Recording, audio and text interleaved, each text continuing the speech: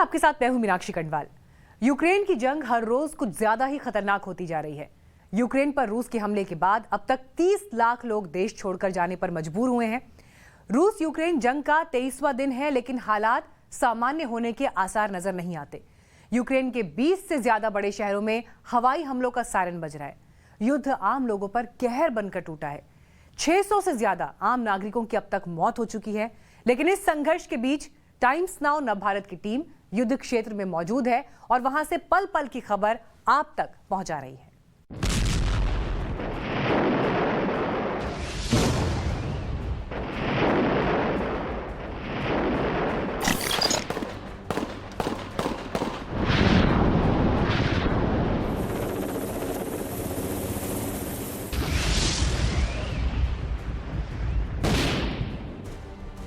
ये मिसाइल का टुकड़ा है जिसकी वजह से, जो फटने की वजह से इस घर का नुकसान हुआ है। कई ऐसे मिसाइल यहाँ पे दागे गए जिसकी वजह से पूरा गांव का गांव तबाह हो चुका है।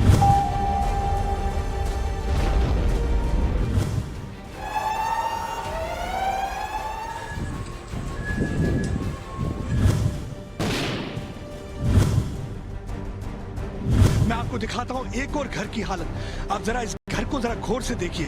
कोई कह नहीं सकता कि कभी यहाँ पे कोई ढांचा भी था। परेशानी का आलम है। कई लोग अपने घरों को छोड़कर भाग गए हैं।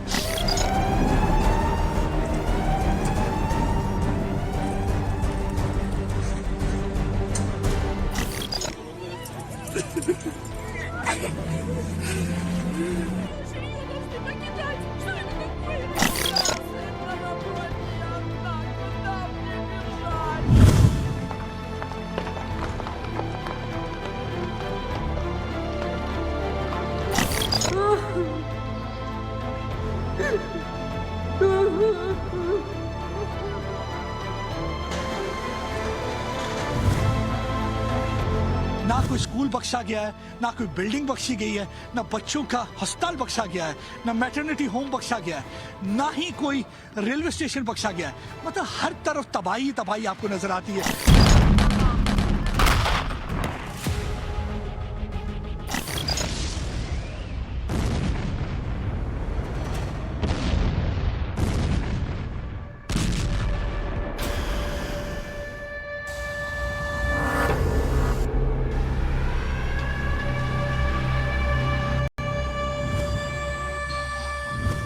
हालत देख सकते हैं किस तरीके से पूरी तरह से बिल्डिंग का कांच टूट चुका है, दीवारें गिर चुकी हैं, छत नीचे आ चुका है।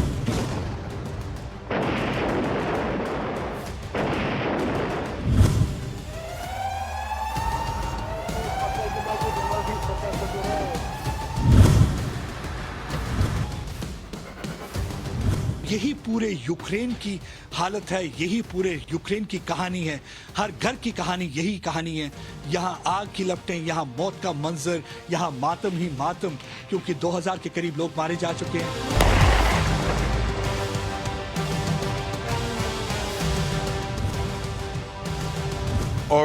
All Ukrainian people will fight Putin.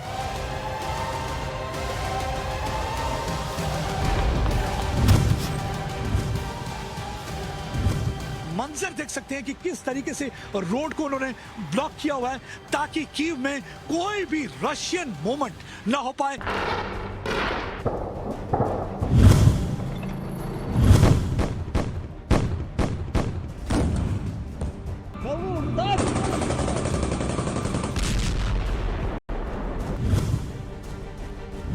आप देख सकते हैं कि रशिया की तरफ से रॉकेट की वजह से इस बिल्डिंग में पूरी तरह से तहस नहस कर दिया है। आप देख सकते हैं ये सारी बिल्डिंग, आप देखिए किस तरीके से बिल्डिंग को पूरी तरह से तहस नहस कर दिया। अभी भी आपको धुआं निकलता हुआ नजर आएगा।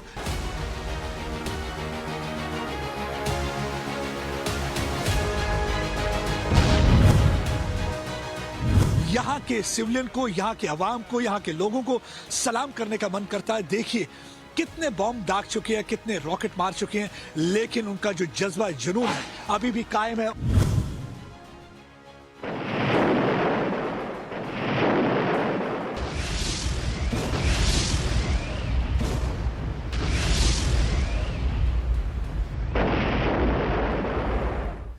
युद्ध हमेशा अपने साथ विनाश लेकर आता है। रूस यूक्रेन के बीच 22 दिन से ज्यादा बीत चुके हैं, लेकिन युद्ध जारी है और जहां नजर जाएगी तबाही के निशान दिखाई देते हैं।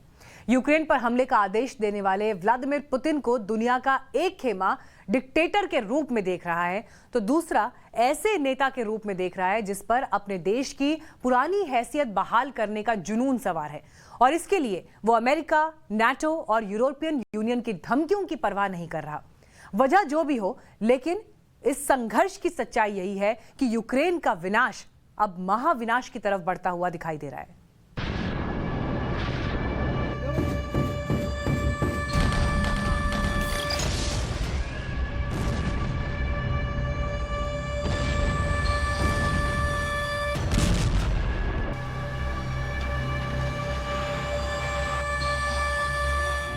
हर रोज धमाकों से थर्राता यूक्रेन। हर रोज हवा में तैरती सायरन की गूंज। हर रोज आग उगलती रूसी मिसाइलों का कहर।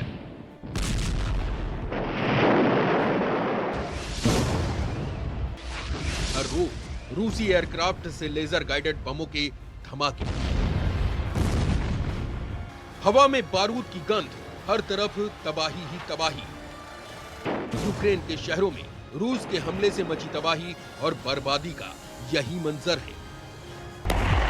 विनाश का युद्ध अब महाविनाश की ओर तेजी से बढ़ रहा है।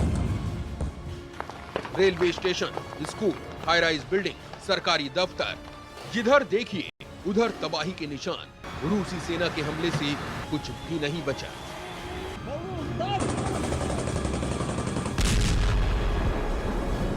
जंग कभी भी कोई अच्छी खबर नहीं लाती, जंग कभी भी कोई सुखद समाचार नहीं लाती है। जंग हमेशा तबाही लाती है और मेरे ख्याल से ये तस्वीरें तबाही की तस्वीरें हैं जो हम आपको यूक्रेन के डिफरेंट इलाकों से दिखा रहे हैं। यहाँ पे आप देखिए, ये देखिए किस तरीके से ये जो बिल्डिंग है पूरी तरह से जल चुकी है। ये पूरा मलबा आपको घिरा हुआ नीचे नजर आएगा। कुछ दिन पहले तक ये पूरी बिल्डिंग थी, लेकिन अब सिर्फ आपको इसकी साइड की आपकी जो फाउंडेशन स्टोन है वो सिर्फ नजर आएगा। सिर्फ फाउंडेशन स्टोन आपको नजर आएगा, बाकी आपको देखने को मिलेगा सिर्फ मलबा। कोई कह भी नहीं सकता कि कभी यहाँ पे कोई बिल्डिंग हुआ करती थी। अब सिर्फ मलबा ही मलबा नजर आता है और यहाँ पे जो रह रहे थे वो इस समय भाग चुके हैं। बड़ी मुश्किल हालात में थे, कई दिन तक फंसे रहे शेलिंग और फायरिंग की वजह से। और यहाँ पे हम भी जब यहाँ पे रिपोर्ट करने के लिए आए तो हमें भी यूक्रेनियन ट्रूप्स ने कहा कि ज्यादा समय आप खड़े ना रहिए, क्योंकि कभी भी कुछ भी हो सकता है, क्योंकि अनसर्टेनिटी का बहुत बड़ा माहौल यहाँ पे बना हुआ है। कभी भी किसी भी वक्त रशिया की तरफ से फायरिंग और शेलिंग शुरू हो सकती है। 22 से ज्यादा दिनों की जंग में बर्बादी के निशान हर तरफ फैले हुए हैं। रूसी सेना नुकसान तो झेल रही है, लेकिन यूक्रेन के कई इलाकों में बढ़त भी बनाए हुए है। रूसी सेना ने यूक्रेन को 3 तरफ से घेरा है। अब तक की लड़ाई में Kharkiv, Chernihiv, Luhansk, Donetsk, Melitopol, Kherson, Mykolaiv और राजधानी कीव जैसे बड़े शहरों पर बिना रुके बमबारी की जा रही है। खेरसन, मेलिटोपोल, मारिपोल जैसे बड़े शहर रूस के कब्जे में हैं। हालांकि कीव में अब भी जोरदार लड़ाई जारी है। यूक्रेन की सेना राजधानी कीव को हर हाल में रूस के हाथ में जाने से रोकने की कोशिश कर रही है और रूस इस पर किसी कीमत पर कब्जा चाहता है। युद्ध के पहले हफ्ते में ही सैटेलाइट से मिली तस्वीरों से रूस का 60 किलोमीटर से लंबा सैन्य काफिला राजधानी कीव की तरफ बढ़ता दिखा। यानी पुतिन की रणनीति स्पष्ट है, कीव पर कब्जा करना, और इसके साथ ही पूरा यूक्रेन ताश के पत्ते की तरह भरभरा कर गिरेगा। यही वजह है कि राजधानी कीव जंग का मैदान बनी हुई है। जो भी हथियार इस समय रशिया के सामने वो पूरी तरह से इस्तेमाल कर रहे हैं। उनके पास अटैक हेलीकॉप्टर है, उनके पास मिसाइल हैं, उनके पास आर्टिलरी है, उनके पास आर्मर्ड ब्रिगेड है। और आप देख सकते हैं किस तरीके से हथियारों का इस्तेमाल करके यहाँ पे इंफ्रास्ट्रक्चर को तहस नहस किया जा रहा है। कई जगह पे आपको धुआं उठता हुआ ऐसे ही नजर आएगा। यही एक वजह है कि जो यूक्रेनियन प्रेसिडेंट है वो कह रहे हैं वेस्टर्न पावर से कि आप हमें एयरक्राफ्ट दीजिए ताकि हम भी रशिया को टारगेट कर सकें, आप हमें ड्रोन दीजिए ताकि हम उनके टैंक को उड़ा सकें। हमने देखा अजरबैजान और आर्मेनिया की जंग के बीच में किस तरीके से अजरबैजान ने तख्ता पलट दिया था आर्मेनिया का। हालांकि आर्मेनिया के पास बेहतर फौज थी, बेहतर टैंक्स थे, बेहतर लॉजिस्टिक सपोर्ट थी, लेकिन उसके बावजूद उन्होंने जब ड्रोन का इस्तेमाल किया तो उनके कई टैंक ध्वस्त कर दिए। और यही चाहता है यूक्रेनियन फोर्सेस भी कि उनके पास अगर ज्यादा से ज्यादा ड्रोन होंगे तो वो भी रशियन टैंक्स की जो पूरी कैवलकेड है, जो कई मीलों तक नजर आती है, उसे पूरी तरह से डिस्ट्रॉय किया जाए ताकि यहाँ पे अमन और अमान आ सके। रूस का दावा रहा कि वो युद्ध के दौरान नागरिक ठिकानों पर हमला नहीं कर रहा है, लेकिन सच्चाई यही है कि उसकी मिसाइलों ने आम लोगों को भारी नुकसान पहुंचाया। रूस की सेना मकानों को भेदती रही, गांव के गांव हमले की जद में आते रहे। तबाही का मंजर यूक्रेन में हर तरफ फैला हुआ है। पहले तक ये खुशहाल गांव था, सब परिवार यहाँ पे खुशी से रह रहे थे, लेकिन अब देखिए कुछ घंटों बाद इस गांव की हालत देख सकते हैं, घरों की हालत देख सकते हैं, किस तरह से तहस नहस हो चुके हैं, टूट फूट चुके हैं। कोई आंधी तूफान नहीं आया, बल्कि तूफान बन के रूस की फौज आई है जो यहाँ पे लगातार शेलिंग कर रही है। इस समय भी जब हम यहाँ पे खड़े हैं, कुछ शेल यहाँ वहां पे गिर रहे हैं। अब देखिए किस तरीके से पूरी तरह तबाह हो चुका है घर। कभी ये ड्राइंग रूम हुआ करता था, लेकिन अब यहाँ पे ड्राइंग रूम जैसी कोई भी स्थिति नजर नहीं आ रही है। आप देखिए पूरी तरह से बिल्डिंग चरमरा चुकी है, गिर चुकी है।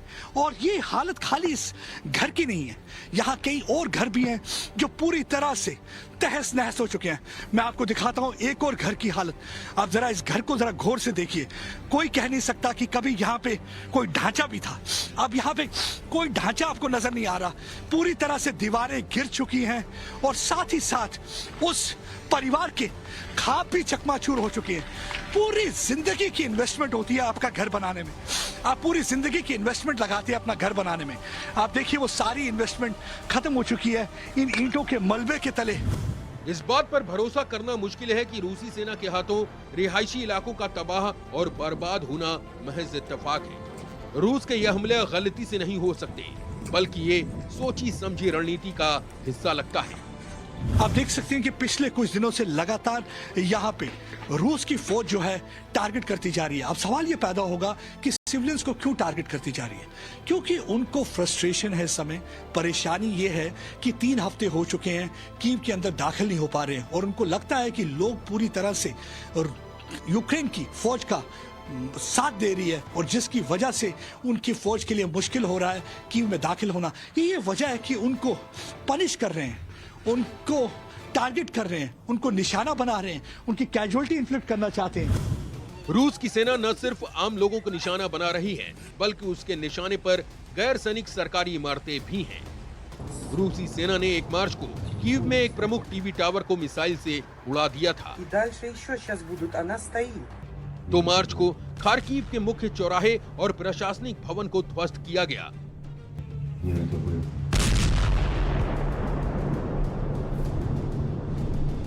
5 मार्च को कीव से कुछ ही किलोमीटर दूर इरपिन शहर में रूसी सेना ने पूरे दिन बमबारी की। बम के गोलों से बचने के लिए स्थानीय लोगों ने एक टूटे हुए पुल के नीचे शरण ली। बाद में लोगों को यहाँ से भी हटना पड़ा। जंग कभी भी खुशखबरी नहीं लाती और यहाँ पे यूक्रेन में भी आप देखिए कि क्या हालत हुई है। ये तस्वीर जो मैं आपको दिखाने जा रहा हूँ, ये कुछ दिन पहले तक ये पुल होता था जो एक इलाके को दूसरे इलाके से कनेक्ट करता था। यहाँ से आमोदरफ्त हुआ करता था, गाड़ियाँ चला करती थी। लेकिन अब आप इस पुल की हालत देख सकते हैं, ये शेलिंग की वजह से पूरी तरह से पुल टूट चुका है, तहस नहस हो चुका है, पूरी तरह से गिर चुका है। उसके अलावा आपको मैं ये भी दिखाता हूँ, जब ये शेलिंग हो रही थी तो ये गाड़ी उस समय क्रॉस कर रही थी। इस गाड़ी की हालत आप देख सकते हैं पूरी तरह से उलट गई है।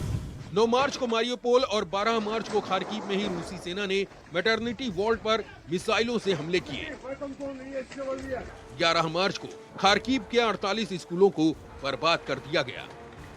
14 मार्च को रूसी हमले की जद में 7 अस्पताल थे।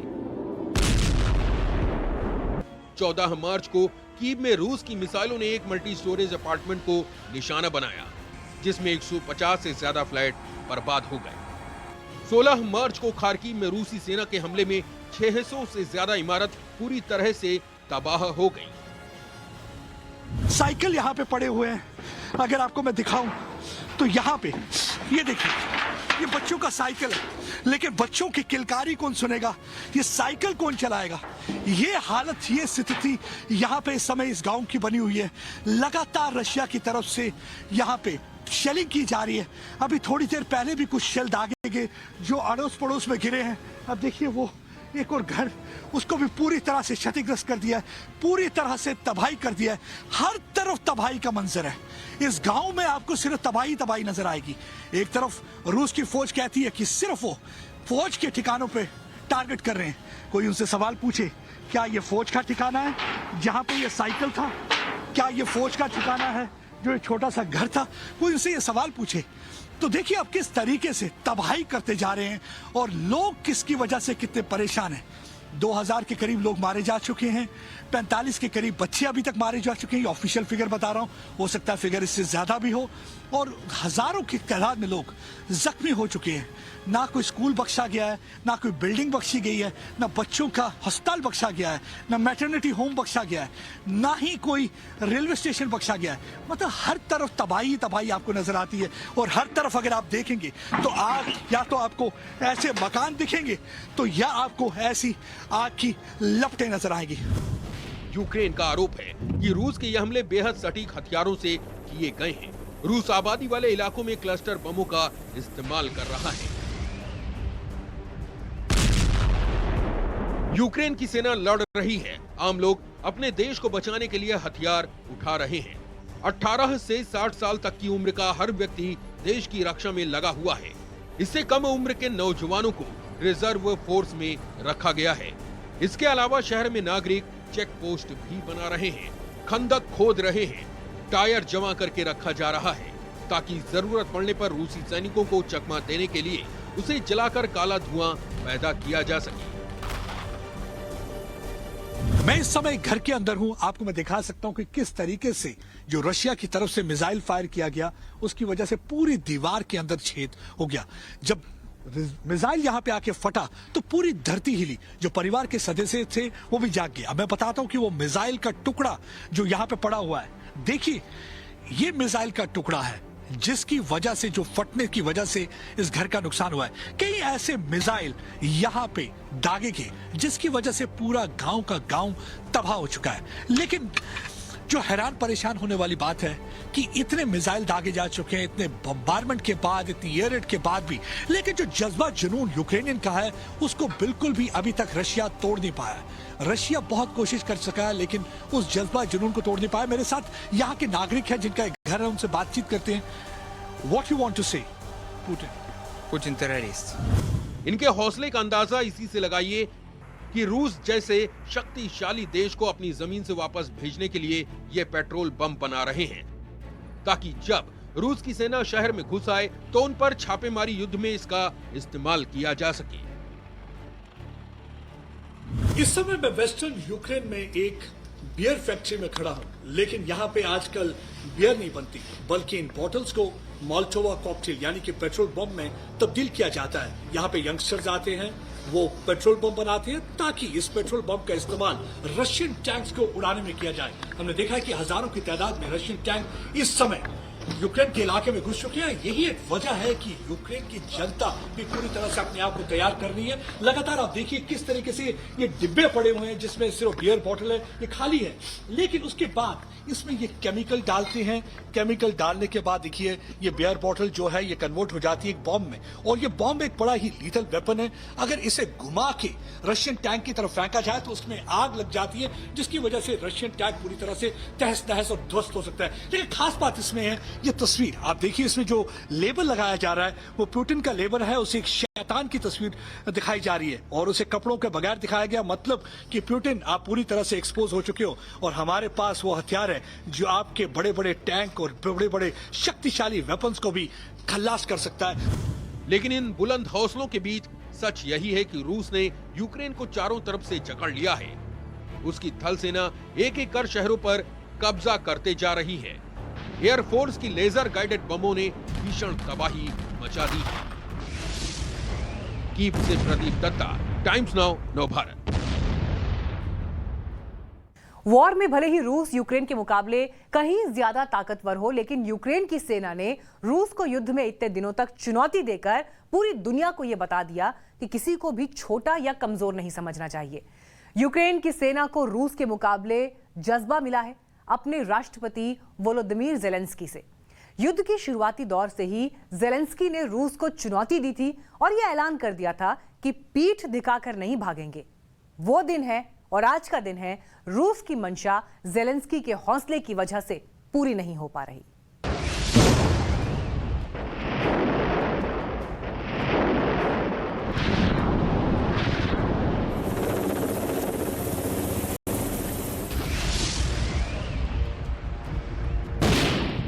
Из вас, кто имеет доступ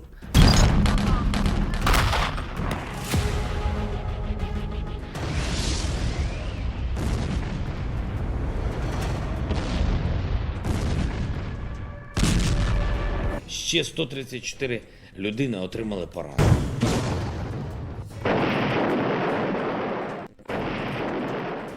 Російської Федерації і повертатись додому.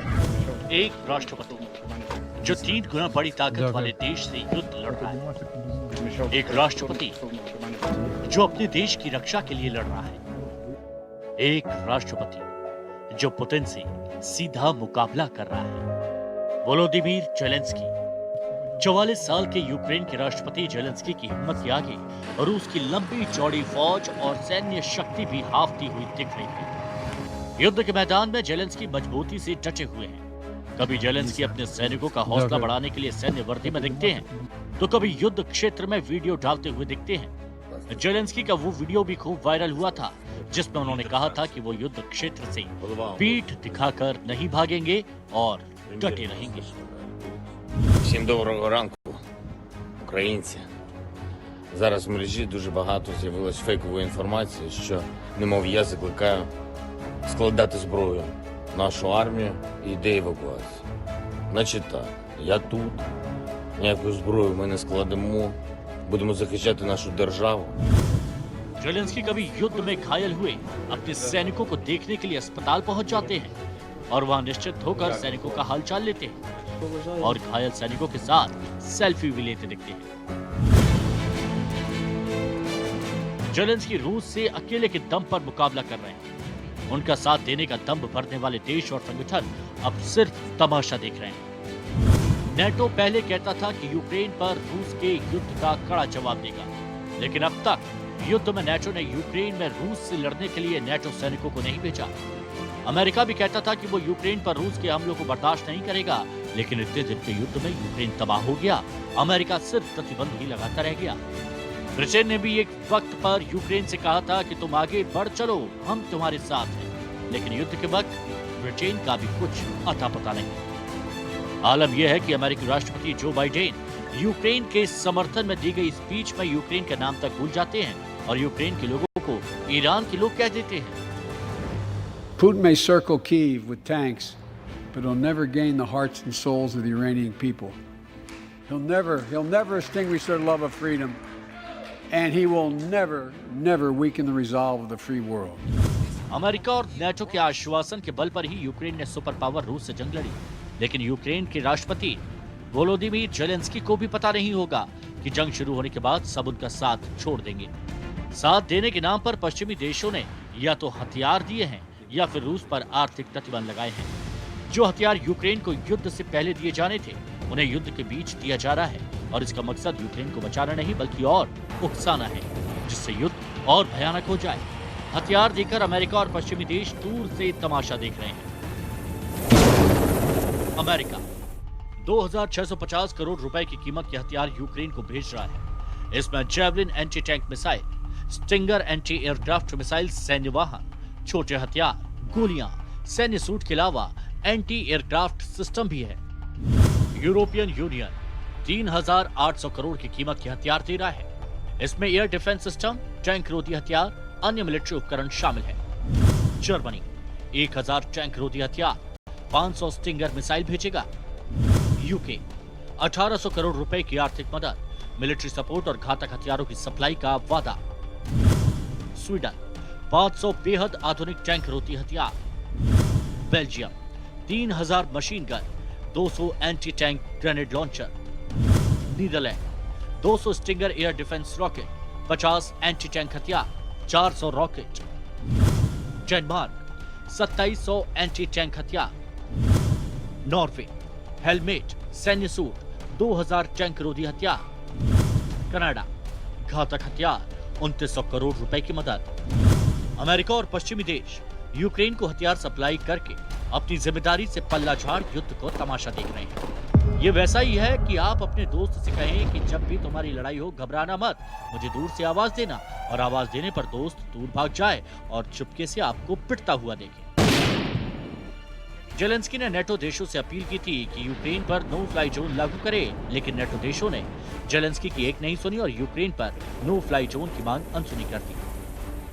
На давні питання про НАТО, про те, чи відкриті насправді для України двері Альянсу. Якби були відкриті, якби це було чесно, то нам не довелось би 20 днів переконувати Альянс, щоб небо над нашою державою було закрито. Закрите від смерті, яку несуть російські повітряні сили. नेटो ने जानबूझकर यूक्रेन की हवाई सीमा को बंद करने का फैसला किया।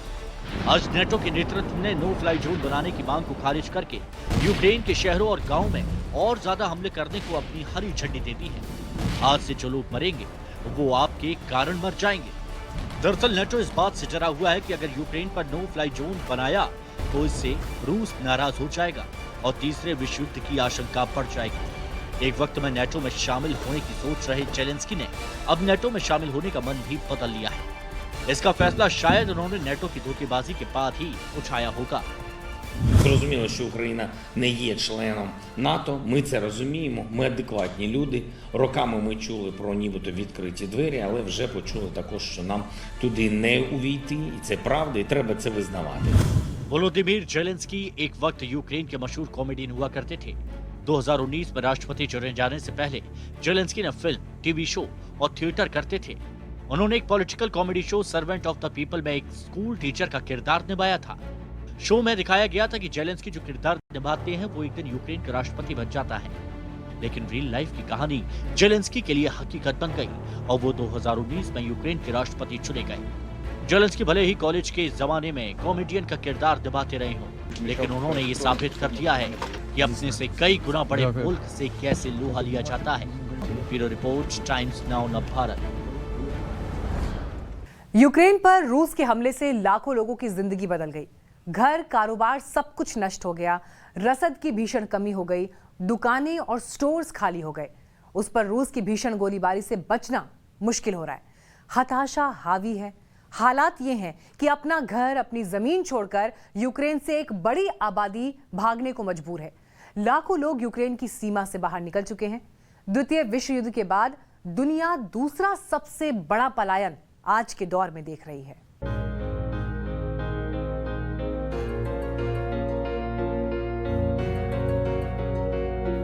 इतिहास साक्षी है, युद्ध में सिवाय तबाही के कुछ और हासिल नहीं होता।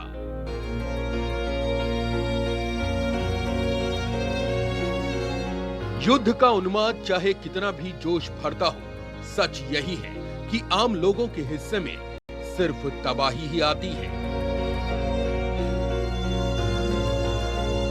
यूक्रेन में यही हो रहा है। करोड़ों लोग अपने घरों को पीछे छोड़ने और जीवन भर की पूंजी को गंवाने को मजबूर हैं।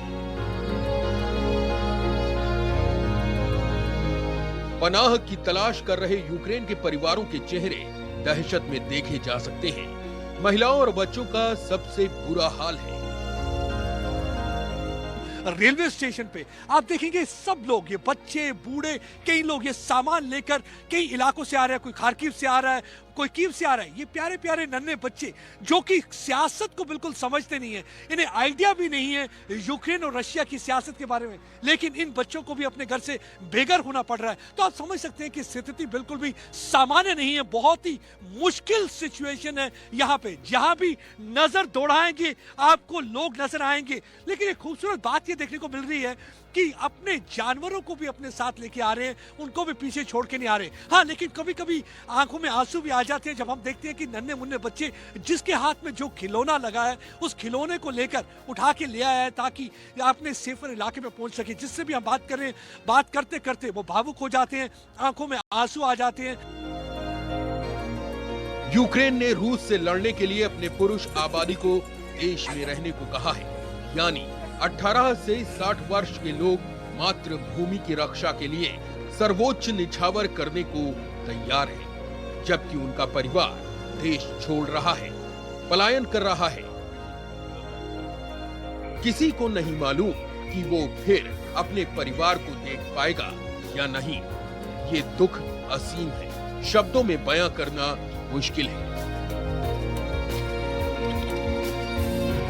टेंट लगे हुए हैं, यहाँ पे कुछ लोग आ रहे हैं जिन्हें रहने के लिए कोई जगह नहीं है, वो यहाँ पे आके इन टेंट्स में रह रहे हैं। और कुछ आप लोग देखेंगे जो ये जैकेट्स लगा के हैं, ये रेड क्रॉस के हैं, ये international red committee for red cross के हैं, ये लोगों की मदद कर रहे हैं। उसके साथ साथ आप देखेंगे कुछ वॉलंटियर्स भी हैं यहाँ पे। वॉलंटियर से भी हम जब बात कर रहे थे, जैसे कुछ लोगों के पास रहने की कोई जगह नहीं है, उन्हें मालूम नहीं, क्योंकि इलाके से निकल तो आए हैं लेकिन इस यहाँ आके जाना कहाँ है उन्हें कोई पता नहीं। बस इतना पता था कि किस तरीके से वहां से बम से बचना था, तो उनको जो है उनको भी मदद की जा रही है। आप देखिए किस तरीके से उन्हें खाने पीने का सामान मुहैया करवाया जा रहा है ताकि लोगों को कुछ खिलाया जाए। ये ह्यूमैनिटेरियन वर्क जो है देखने को यहाँ पे मिल रहा है। सबको ये देखिए, ये ब्रेड दी जा रही है, इनको बच्चों को खिलाया जा रहा है, क्योंकि कुछ बच्चे जिन्होंने कुछ खाया नहीं है, कुछ पिया नहीं है, इनको एक पानी दिया जा रहा है।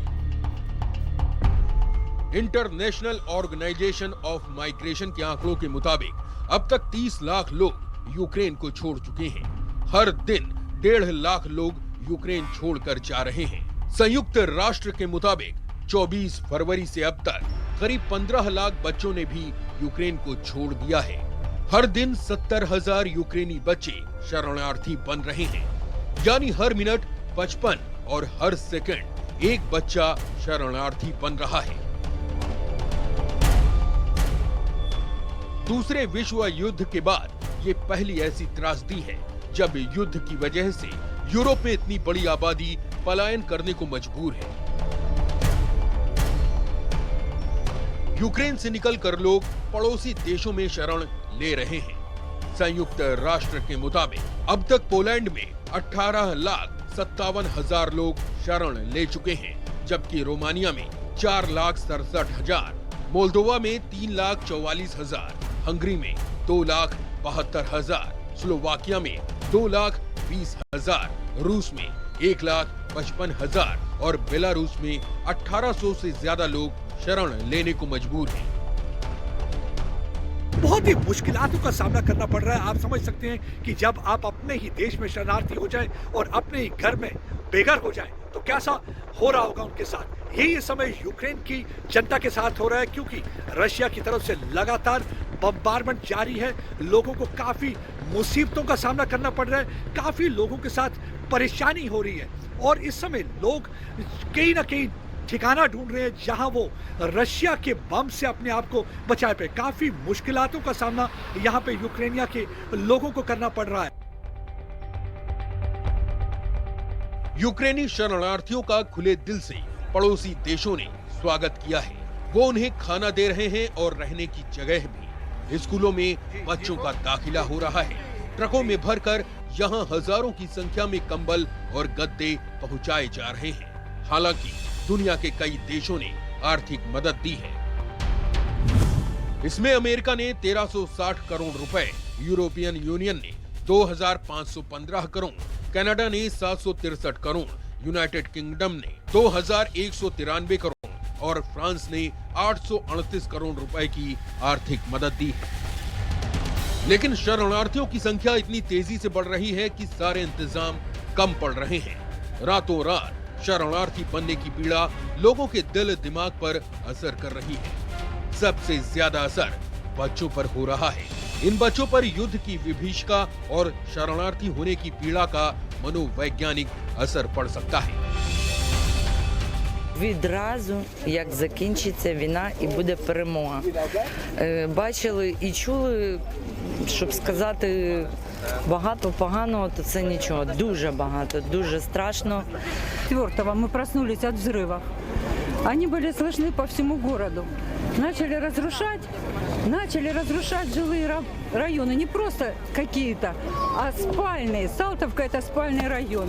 Хотіла на закупи зробити там, помоць в'язи. Помоць. Бедронки собі якісь продукти купити, бо у нас нема в склепах. युद्ध ने लोगों का सब कुछ उजाड़ दिया है। यूक्रेन को कई साल पीछे धकेल दिया गया है। बेसहारा लोगों के हिस्से में बेबसी के अलावा और कुछ नहीं है। युद्ध के इस हालात में महमूद दरवेश की एक कविता याद आती है। युद्ध समाप्त हो जाएगा, नेता एक दूसरे से हाथ मिलाएंगे, बूढ़ी महिला अपने शहीद बेटे का इंतजार करेगी, पत्नी अपने महबूब पति का इंतजार करेगी, बच्चे अपने हीरो पिता का इंतजार करेंगे। मुझे नहीं पता हमारी मातृभूमि को किसने बेच डाला, लेकिन सबको मालूम है कि युद्ध की कीमत किसने चुकाई है। यूक्रेन की यही कहानी है। इस युद्ध की विभीषिका की वास्तविकता भी यही होने वाली है। यूक्रेन की राजधानी कीव से प्रदीप दत्ता, टाइम्स नाउ, नव भारत। फिलहाल हम रुकेंगे एक ब्रेक के लिए, लेकिन ब्रेक के बाद भी ये खास पेशकश जारी है।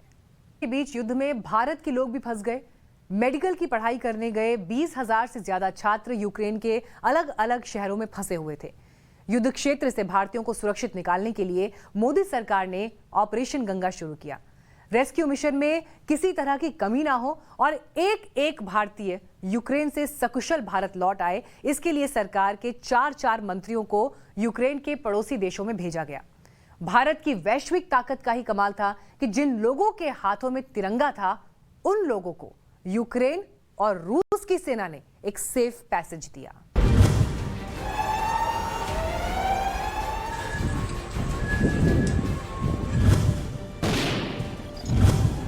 रूस और यूक्रेन के बीच युद्ध शुरू हुआ तो पूरी दुनिया जानती थी ये मानवता के इतिहास की बड़ी त्रासदियों में से एक होगी, लेकिन इस त्रासदी का असर भारतीय छात्रों पर भी होगा, ये शायद ही किसी ने सोचा था। मेडिकल की पढ़ाई के लिए 20,000 से ज्यादा छात्र यूक्रेन में रहते थे। युद्ध शुरू होने के बाद छात्रों में अफरा तफरी मच गई। भारतीय छात्र किसी तरह से युद्ध क्षेत्र से निकलना चाहते थे, लेकिन यूक्रेन ने अपने हवाई क्षेत्र को कॉमर्शियल उड़ानों के लिए बंद कर दिया। नतीजा ये हुआ कि हजारों छात्र यूक्रेन में ही फंस गए और भारत में उनके परिवार वाले अनहोनी की आशंका से चिंतित थे। 26 फरवरी को भारत ने यूक्रेन में फंसे भारतीय छात्रों को निकालने के लिए एक ऑपरेशन शुरू किया। उस ऑपरेशन का नाम रखा गया ऑपरेशन गंगा। इस मिशन का नाम ऑपरेशन गंगा क्यों पड़ा, इसका जवाब केंद्रीय मंत्री पीयूष गोयल के एक ट्वीट से मिलता है। यूक्रेन से वापस आए छात्रों की फोटो शेयर करते हुए गोयल ने लिखा था, अपने बच्चों को मां संकट में कभी नहीं छोड़ती है। गंगा को हमारे देश में मां का दर्जा मिला हुआ है और इसी को ध्यान में रखते हुए सरकार ने इस मिशन को ऑपरेशन गंगा का नाम दिया।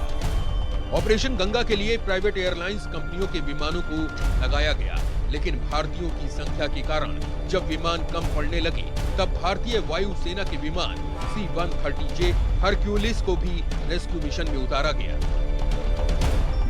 यूक्रेन में फंसे भारतीयों की सकुशल वापसी के लिए प्रधानमंत्री नरेंद्र मोदी ने रूस के राष्ट्रपति व्लादिमीर पुतिन से 3 बार और यूक्रेन के राष्ट्रपति वोलोदिमीर ज़ेलेंस्की से 2 बार फोन पर बात की।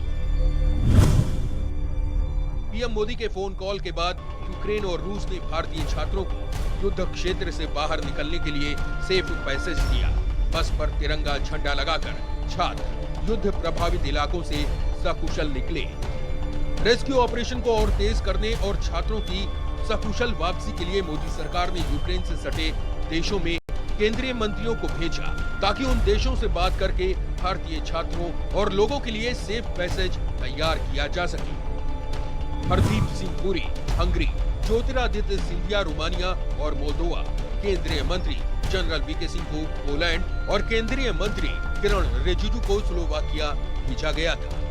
अलग अलग देशों में मौजूद केंद्रीय मंत्री ने यूक्रेन से आए छात्रों को ढांढस बंधाया और उन्हें आश्वासन दिया कि अब उनकी सुरक्षित भारत वापसी के लिए वो यहाँ डटे हुए हैं।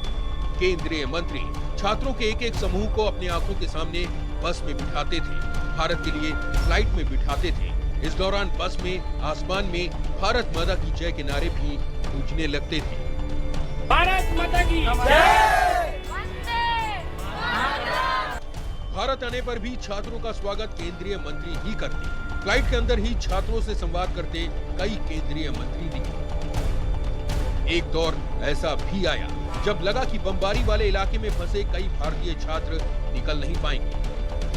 फिर प्रधानमंत्री मोदी के कॉल पर यूक्रेन के कुछ शहरों में रूस ने कुछ घंटों के लिए सीज फायर का ऐलान किया। सीज फायर के दौरान रूस की सेना ने कोई हमला नहीं किया और इस दौरान भारत समेत दूसरे देशों के लोगों के लिए सेफ कॉरिडोर बनाया गया ताकि लोग जल्द से जल्द युद्ध प्रभावित इलाके से बाहर निकल सकें। भारत माता की जय के नारे के साथ साथ भारत का तिरंगा झंडा यूक्रेन में फंसे भारतीय छात्रों की सुरक्षा छतरी बन गया। जिस भी छात्र के हाथ में तिरंगा झंडा होता उसे ना तो यूक्रेन की सेना रोकती और ना ही यूक्रेन के पड़ोसी देशों में घुसने से रोका जाता। भारतीय तिरंगे की शान तो देखिए, दूसरे देश के छात्र भी हाथों में तिरंगा लेकर निकल रहे थे ताकि वो सुरक्षित यूक्रेन से बाहर निकल जाएं। यूक्रेन में जैसे हिंदुस्तान गुंजायमान हो उठा था, यूक्रेन ही क्या ये हिंदुस्तान की ताकत है जिसके दम पर पाकिस्तान की छात्रा आसमा शफीक ने भी पीएम मोदी का शुक्रिया अदा किया।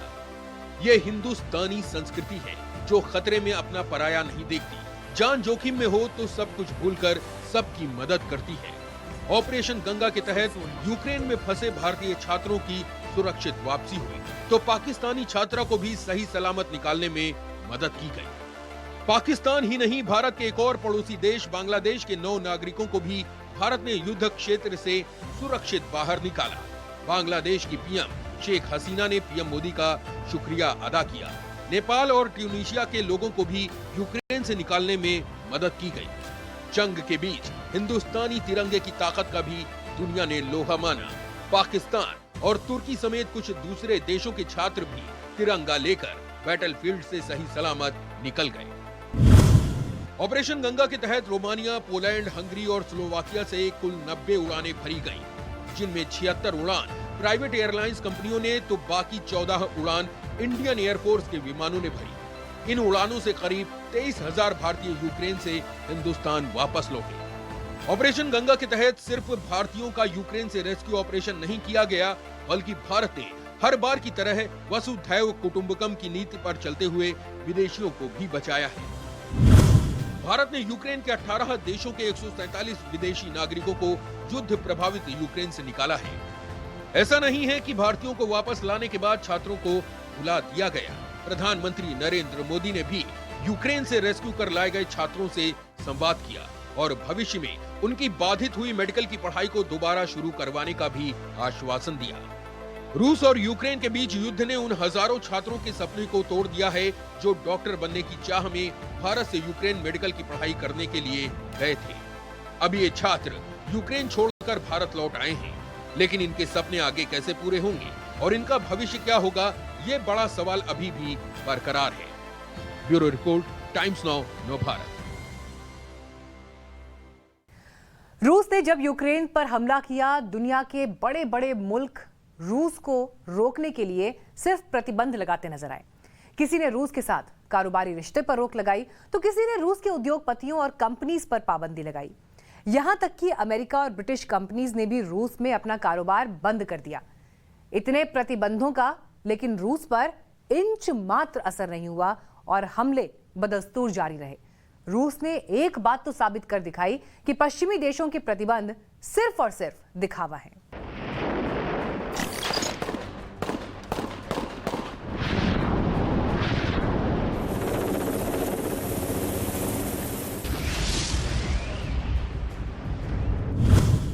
अमेरिका ने रूस पर प्रतिबंध लगाए, रूस पर क्या फर्क पड़ा?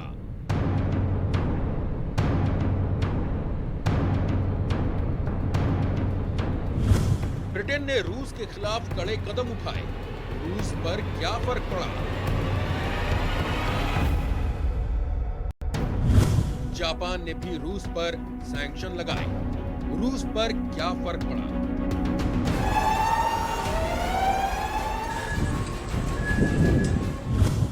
अमेरिका ने रूस के खिलाफ कदम उठाए। रूस पर क्या फर्क पड़ा? ये सवाल इसलिए भी उठने लाजमी है क्योंकि दुनिया भर के बड़े देशों ने रूस पर कई तरह के कड़े प्रतिबंध लगाए हैं। लेकिन क्या इन प्रतिबंधों से रूस का हमला बंद हो गया? यूक्रेन पर रूस की चढ़ाई रुक गई है? जवाब है नहीं। अब तक रूस पर किन किन देशों ने क्या क्या प्रतिबंध लगाए हैं और इनका क्या असर पड़ा है, सबसे पहले आप ये जान लीजिए। रूस के 2 सरकारी बैंकों को यूएस यूरोप में कारोबार से रोका। असर रिटेल ऑपरेशन से लेना देना नहीं, इसलिए ज्यादा प्रभाव नहीं पड़ा। जर्मनी 11 अरब डॉलर से अधिक की नॉर्ड स्ट्रीम 2 गैस परियोजना रोक दी। असर रोक अस्थायी है, हालात सुधरते ही फिर बहाल हो सकती है। ब्रिटेन 5 रूसी बैंकों और 3 रूसी अरबपतियों पर पाबंदी लगाई। असर बहुत सीमित दायरे में प्रभाव। जापान रूसी बॉन्ड पर रोक के साथ कुछ लोगों की देश में एंट्री बैन की। असर बहुत सीमित दायरे में प्रभाव। यूरोपीय यूनियन यूक्रेन के 2 क्षेत्रों को स्वतंत्र देश बनाने के पक्ष में वोट करने वाले 351 राजनेताओं व रक्षा और बैंकिंग सेक्टर के 27 रूसी अफसरों पर प्रतिबंध लगाया। असर कोई व्यापक नहीं। यूक्रेन रूस के 351 नेताओं की एंट्री पर रोक लगाई। असर कोई व्यापक नहीं। ऑस्ट्रेलिया रूसी सुरक्षा परिषद के 8 सदस्यों की देश में एंट्री पर रोक। असर दायरा बहुत छोटा। यानी साफ है कि रूस पर जो प्रतिबंध लगाए गए हैं वो या तो बहुत असरदार नहीं है या फिर लॉन्ग टर्म में रूस को दिक्कत हो सकती है। लेकिन एक भी सैंक्शन ऐसा नहीं है जिसके बाद पुतिन ने यूक्रेन पर हमला कम किया हो या फिर बंद करने की कोशिश। सिर्फ बड़े देशों ने ही नहीं बल्कि अमेरिका और ब्रिटिश कंपनियों ने भी रूस पर अपने स्तर से प्रतिबंध लगाए हैं। आईफोन बनाने वाली कंपनी एप्पल ने रूस के खिलाफ कड़े कदम उठाए हैं। आईफोन ने रूस को निर्यात करने वाले सभी प्रोडक्ट की बिक्री को प्रतिबंधित कर दिया है। एप्पल पे ने सर्विस पर रोक लगा दी है। इसके अलावा रूस के न्यूज एप्स आरटी और स्पुतनिक को ऐप स्टोर से हटा दिया है। गूगल की पेरेंट कंपनी अल्फाबेट ने भी कई प्रतिबंध रूस पर लगाए हैं। यूट्यूब ने रूसी मीडिया चैनलों को ब्लॉक कर दिया है। अमेरिका की एक और बड़ी टेक्नोलॉजी कंपनी माइक्रोसॉफ्ट ने भी रूस से कारोबारी रिश्ते बंद कर दिए हैं। माइक्रोसॉफ्ट रूसी मीडिया के कंटेंट नहीं दिखा रही है। बिज की साइट पर किसी रूसी कंपनी का विज्ञापन नहीं दिखाई। टेक्नोलॉजी कंपनियों के अलावा अमेरिका की फूड एंड बेवरेज कंपनियों ने भी रूस में अपना कारोबार सीमित कर दिया है। मैकडोनाल्ड ने रूस में अपने 850 स्टोर बंद कर दिए हैं। केएफसी और बर्गर किंग ने भी रूस में अपना प्रोडक्ट बेचना बंद कर दिया है। कॉफी चेन स्टारबक्स और कोको कोला ने अपना कारोबार बंद कर दिया है।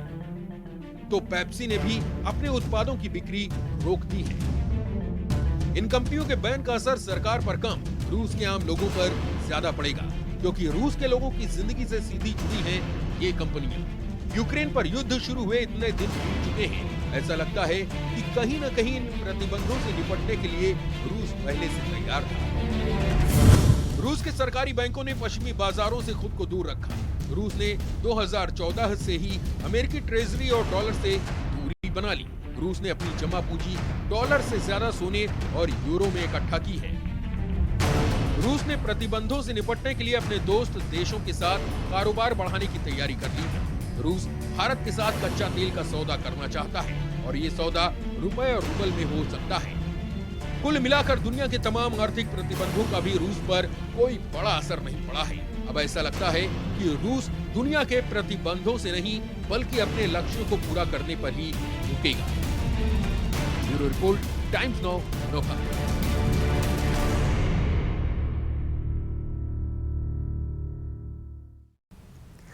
रूस और यूक्रेन के बीच ये वॉर कितने दिन तक चलेगा ये कोई नहीं जानता, लेकिन इससे जो विनाश हुआ है उसे दुनिया बरसों तक भुला नहीं पाएगी। फिलहाल इस कार्यक्रम में इतना ही, लेकिन खबरें लगातार आगे भी टाइम्स नाउ नवभारत पर जारी रहेंगी। के बीच युद्ध में भारत के लोग भी फंस गए। मेडिकल की पढ़ाई करने गए 20,000 से ज्यादा छात्र यूक्रेन के अलग अलग शहरों में फंसे हुए थे। युद्ध क्षेत्र से भारतीयों को सुरक्षित निकालने के लिए मोदी सरकार ने ऑपरेशन गंगा शुरू किया। रेस्क्यू मिशन में किसी तरह की कमी ना हो और एक एक भारतीय यूक्रेन से सकुशल भारत लौट आए, इसके लिए सरकार के 4 मंत्रियों को यूक्रेन के पड़ोसी देशों में भेजा गया। भारत की वैश्विक ताकत का ही कमाल था कि जिन लोगों के हाथों में तिरंगा था, उन लोगों को यूक्रेन और रूस की सेना ने एक सेफ पैसेज दिया।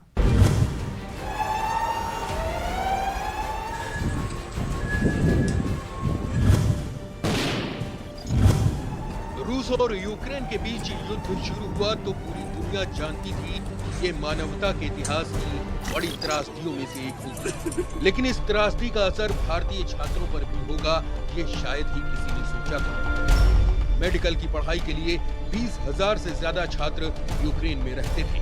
युद्ध शुरू होने के बाद छात्रों में अफरा तफरी मच गई। भारतीय छात्र किसी तरह से युद्ध क्षेत्र से निकलना चाहते थे, लेकिन यूक्रेन ने अपने हवाई क्षेत्र को कमर्शियल उड़ानों के लिए बंद कर दिया। नतीजा ये हुआ कि हजारों छात्र यूक्रेन में ही फंस गए और भारत में उनके परिवार वाले अनहोनी की आशंका से चिंतित थे। 26 फरवरी को भारत ने यूक्रेन में फंसे भारतीय छात्रों को निकालने के लिए एक ऑपरेशन शुरू किया। उस ऑपरेशन का नाम रखा गया ऑपरेशन गंगा। इस मिशन का नाम ऑपरेशन गंगा क्यों पड़ा, इसका जवाब केंद्रीय मंत्री पीयूष गोयल के एक ट्वीट से मिलता है। यूक्रेन से वापस आए छात्रों की फोटो शेयर करते हुए गोयल ने लिखा था, अपने बच्चों को मां संकट में कभी नहीं छोड़ती है। गंगा को हमारे देश में मां का दर्जा मिला हुआ है और इसी को ध्यान में रखते हुए सरकार ने इस मिशन को ऑपरेशन गंगा का नाम दिया। ऑपरेशन गंगा के लिए प्राइवेट एयरलाइंस कंपनियों के विमानों को लगाया गया, लेकिन भारतीयों की संख्या के कारण जब विमान कम पड़ने लगे, तब भारतीय वायुसेना के विमान C-130J हरक्यूलिस को भी रेस्क्यू मिशन में उतारा गया। यूक्रेन में फंसे भारतीयों की सकुशल वापसी के लिए प्रधानमंत्री नरेंद्र मोदी ने रूस के राष्ट्रपति व्लादिमीर पुतिन से 3 बार और यूक्रेन के राष्ट्रपति वोलोदिमीर ज़ेलेंस्की से 2 बार फोन पर बात की। पीएम मोदी के फोन कॉल के बाद यूक्रेन और रूस ने भारतीय छात्रों को युद्ध क्षेत्र से बाहर निकलने के लिए सेफ पैसेज दिया। बस पर तिरंगा झंडा लगाकर छात्र युद्ध प्रभावित इलाकों से सकुशल निकले।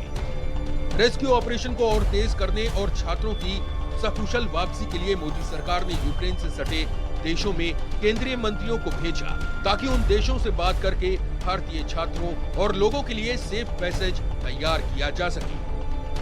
हरदीप सिंह पुरी हंगरी, ज्योतिरादित्य सिंधिया रोमानिया और मोल्दोवा, केंद्रीय मंत्री जनरल वीके सिंह को पोलैंड और केंद्रीय मंत्री किरण रिजिजू को स्लोवाकिया भेजा गया था। अलग अलग देशों में मौजूद केंद्रीय मंत्री ने यूक्रेन से आए छात्रों को ढांढस बंधाया और उन्हें आश्वासन दिया कि अब उनकी सुरक्षित भारत वापसी के लिए वो यहाँ डटे हुए हैं। केंद्रीय मंत्री छात्रों के एक एक समूह को अपनी आंखों के सामने बस में बिठाते थे, भारत के लिए फ्लाइट में बिठाते थे। इस दौरान बस में आसमान में भारत माता की जय के नारे भी गूंजने लगते थे। भारत माता की जय।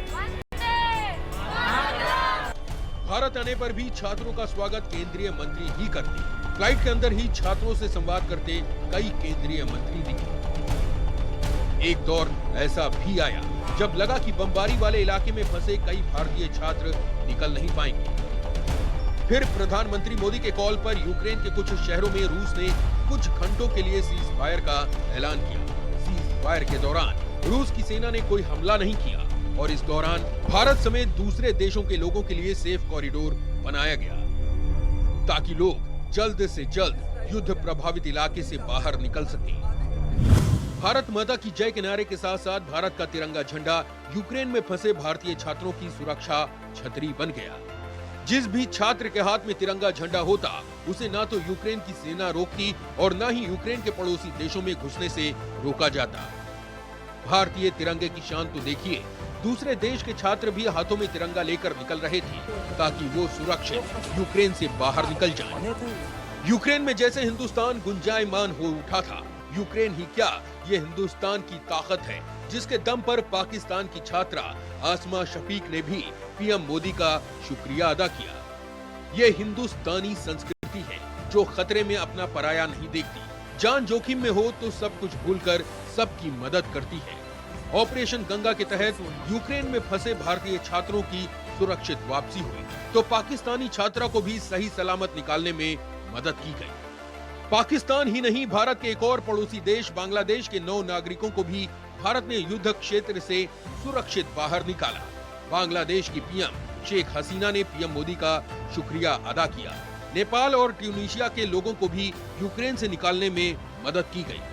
जंग के बीच हिंदुस्तानी तिरंगे की ताकत का भी दुनिया ने लोहा माना। पाकिस्तान और तुर्की समेत कुछ दूसरे देशों के छात्र भी तिरंगा लेकर बैटलफील्ड से सही सलामत निकल गए। ऑपरेशन गंगा के तहत रोमानिया, पोलैंड, हंगरी और स्लोवाकिया से कुल 90 उड़ानें भरी गईं, जिनमें 76 उड़ान प्राइवेट एयरलाइंस कंपनियों ने तो बाकी 14 उड़ान इंडियन एयरफोर्स के विमानों ने भरी। इन उड़ानों से करीब 23,000 भारतीय यूक्रेन से हिंदुस्तान वापस लौटे। ऑपरेशन गंगा के तहत सिर्फ भारतीयों का यूक्रेन से रेस्क्यू ऑपरेशन नहीं किया गया, बल्कि भारत ने हर बार की तरह वसुधैव कुटुंबकम की नीति पर चलते हुए विदेशियों को भी बचाया है। भारत ने यूक्रेन के 18 देशों के 147 विदेशी नागरिकों को युद्ध प्रभावित यूक्रेन से निकाला है। ऐसा नहीं है कि भारतीयों को वापस लाने के बाद छात्रों को भुला दिया गया। प्रधानमंत्री नरेंद्र मोदी ने भी यूक्रेन से रेस्क्यू कर लाए गए छात्रों से संवाद किया और भविष्य में उनकी बाधित हुई मेडिकल की पढ़ाई को दोबारा शुरू करवाने का भी आश्वासन दिया। रूस और यूक्रेन के बीच युद्ध ने उन हजारों छात्रों के सपने को तोड़ दिया है जो डॉक्टर बनने की चाह में भारत से यूक्रेन मेडिकल की पढ़ाई करने के लिए गए थे। अब ये छात्र यूक्रेन छोड़कर भारत लौट आए हैं, लेकिन इनके सपने आगे कैसे पूरे होंगे और इनका भविष्य क्या होगा, ये बड़ा सवाल अभी भी बरकरार है। Bureau report, Times now Navbharat. रूस ने जब यूक्रेन पर हमला किया, दुनिया के बड़े बड़े मुल्क रूस को रोकने के लिए सिर्फ प्रतिबंध लगाते नजर आए। किसी ने रूस के साथ कारोबारी रिश्ते पर रोक लगाई तो किसी ने रूस के उद्योगपतियों और कंपनीज पर पाबंदी लगाई। यहां तक कि अमेरिका और ब्रिटिश कंपनीज ने भी रूस में अपना कारोबार बंद कर दिया। इतने प्रतिबंधों का लेकिन रूस पर इंच मात्र असर नहीं हुआ और हमले बदस्तूर जारी रहे। रूस ने एक बात तो साबित कर दिखाई कि पश्चिमी देशों के प्रतिबंध सिर्फ और सिर्फ दिखावा है।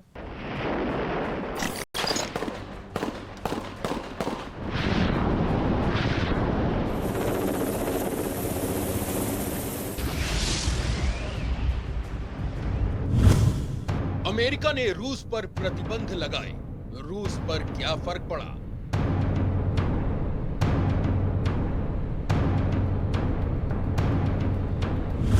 ब्रिटेन ने रूस के खिलाफ कड़े कदम उठाए, रूस पर क्या फर्क पड़ा? जापान ने भी रूस पर सैंक्शन लगाए, रूस पर क्या फर्क पड़ा?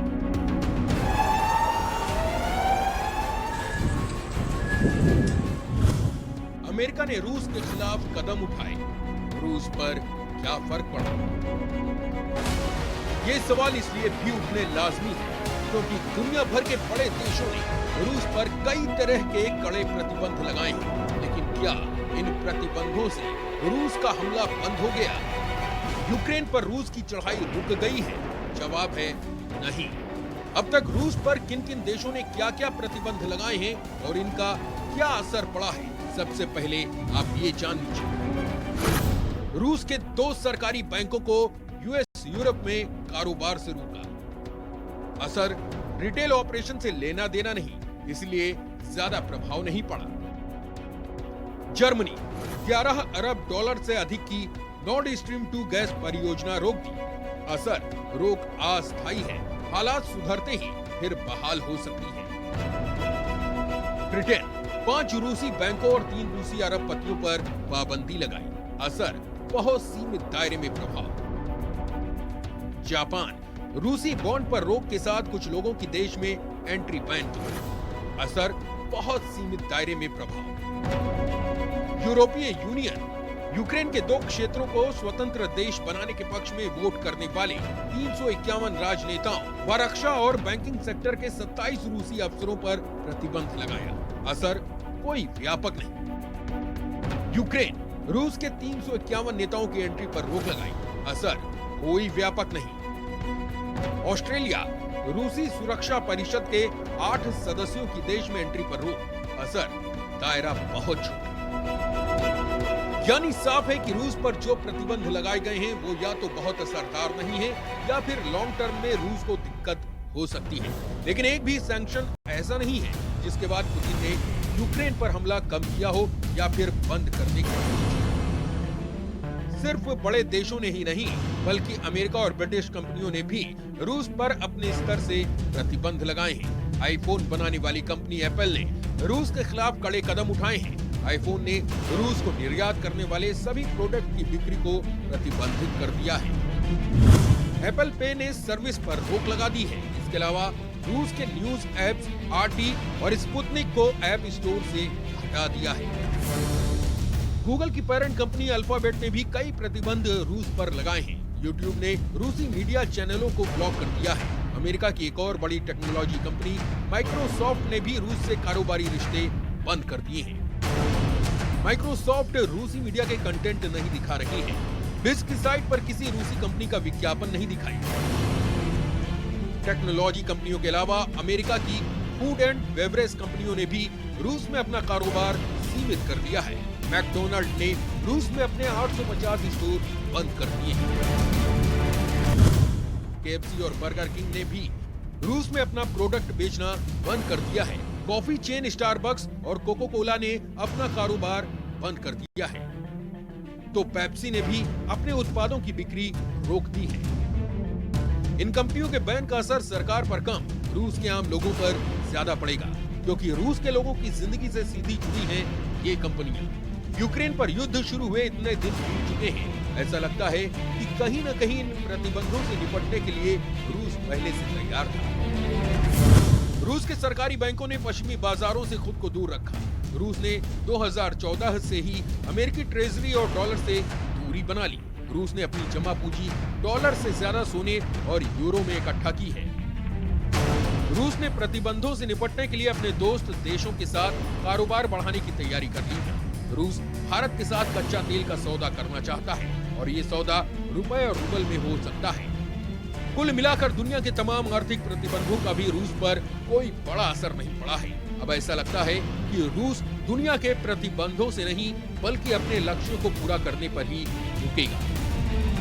ब्यूरो रिपोर्ट, टाइम्स नाउ, नोका।